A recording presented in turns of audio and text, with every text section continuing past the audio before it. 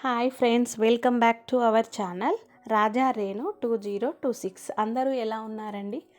అందరూ బాగుండాలి, అందులో నేను ఉండాలి అని కోరుకుంటున్నాను. చూడండి, ఇక నేనైతే కొత్తగా ఛానల్ పెట్టానండి. ఈ కొత్త సంవత్సరంలో మీకు గనక నా వీడియోస్ నచ్చినట్లయితే సబ్స్క్రైబ్ చేసుకొని లైక్ చేసి షేర్ చేయండి. అదేవిధంగా చూడండి, వీడియోలోకి వెళ్తే అంగన్వాడీ పాలతోటి మనము ఏ విధంగా పన్నీర్ను తయారు చేసుకోవచ్చో నేను మీకు చూపించబోతున్నాను. మీరు చూడండి ఫ్రెండ్స్. అదేవిధంగా పన్నీర్ ఒక్కటే కాకుండా ఈ పాలతోటి మనము చపాతీని కూడా ప్రిపేర్ చేసుకోవచ్చు. అది ఏ విధంగానో నేను మీకు చెప్తానండి. అదేవిధంగా చపాతీ ఒక్కటే కాకుండా, అంటే మనము ఈ పాలని అందరూ తాగాలంటే కూడా, పెరుగు తోడు చేసుకోవాలన్నా కూడా అంత ఘనంగా ఇష్టపడరు కదా.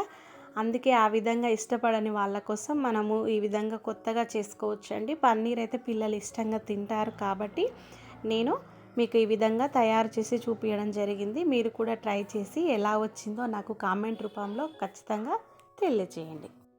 ఈ విధంగా చూడండి, కొద్ది కొద్దిగా మనము పాలని విరగొట్టుకోవాలి అన్నమాట. ఒకవేళ పాలు విరిగిపోలేదనుకోండి, మీరు నిమ్మకాయనే కాకుండా వంట సోడాను కూడా ఉపయోగించవచ్చు. అదే మనం వంట కోసం వాడతాం కదండి, పిండి వంటలలో వాడేటటువంటి సోడా ఉంటుంది కదా, అది కూడా వాడచ్చు. ఇక్కడ చూడండి, పాలు పొంగుతూ ఉన్నాయండి. నేను తొందరగా హడావిడిలో పాలు పొంగాయి, ఒక నిమ్మకాయనైతే కట్ చేసుకున్నానండి. మర్చిపోయి హడావిడిలో నిమ్మకాయ గింజలు తీయకుండానే నేను అందులో వేశాను. మీరు అలా చేయకుండా నిమ్మకాయ గింజలు తీసేసిన తర్వాతనే నిమ్మకాయని అందులో పిండండి. నేను చివరిలో అయితే ఆ గింజలను తీసేసాను, మీకు చూస్తే తెలుస్తుంది. మీరు మాత్రం ముందుగానే తీసుకుంటారని చెప్తున్నాను అనమాట.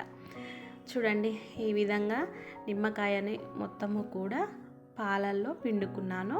పిండిన తర్వాత పాలు కొద్దిగా విరగడం అనేది స్టార్ట్ అవుతుంది. ఇక్కడ చూడండి, అంటే మనము ఒక గరిటెతోటి అటు ఇటు కలుపుతూ ఉండాలి అండి. మనం కలుపుతున్న కొద్దీ పాలు విరిగిపోతూ ఉంటాయి అన్నమాట. ఈ విధంగా చూడండి, పాలు కొద్దిసేపు అయిన తర్వాత ఈ విధంగా అన్నీ కూడా విరిగిపోయి ఉన్నాయి. ఇంకా ఏమైనా అడుగంటకుండా నేను పాలను కలుపుతున్నాను. ఒక్కొక్కసారి మాడిపోతూ ఉంటాయి, అందుకని చెప్పేసి కింద అడుగంటకుండా మనము పాలని కలుపుతూ ఉండాలి. ఈ కలిపిన పాలని చూడండి తీసుకొని మనం ఏం చేయాలి అంటే పన్నీర్ని ప్రిపేర్ చేసుకుందాం. ఏ విధంగానో చూద్దాం. చూడండి, ఆ విధంగా మరుగుతున్నటువంటి పాలను కొద్దిసేపటి దాకా విరగనీయాలి అండి. చూడండి, కొద్దిగా మొత్తము కూడా ఇట్లా పైకి తేలుతూ ఉంటుంది. చూడండి, అది మన పన్నీర్ని తయారు చేసుకోవడానికి ఉపయోగపడుతుంది. ఇక స్టవ్ ఆఫ్ చేసుకొని కొద్దిగా చల్లారిన తర్వాత ఒక జల్లె గిన్నెను నేను తీసుకున్నానండి. ఒక జల్లె గిన్నెలో కొద్దిగా మనము దానిని పగలగొట్టుకున్నటువంటి ఆ పాలని మనము వడకట్టుకోవాలి అండి.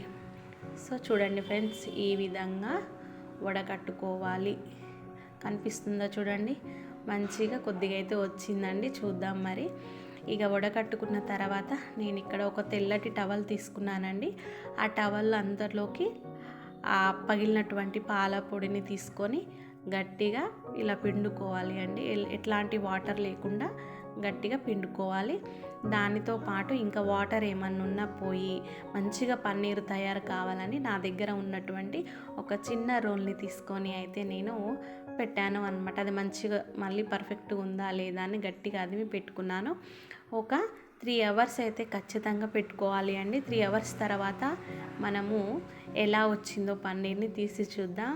చూడండి ఎలా ఉందో, నాకు కూడా సర్ప్రైజ్గానే ఉంది.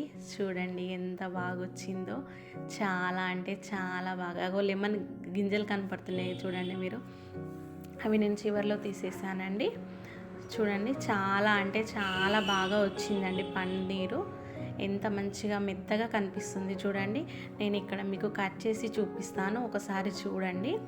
ఈ విధంగా మనకు కావాల్సినటువంటి షేప్లో మనము పన్నీర్ని కట్ చేసుకోవచ్చు.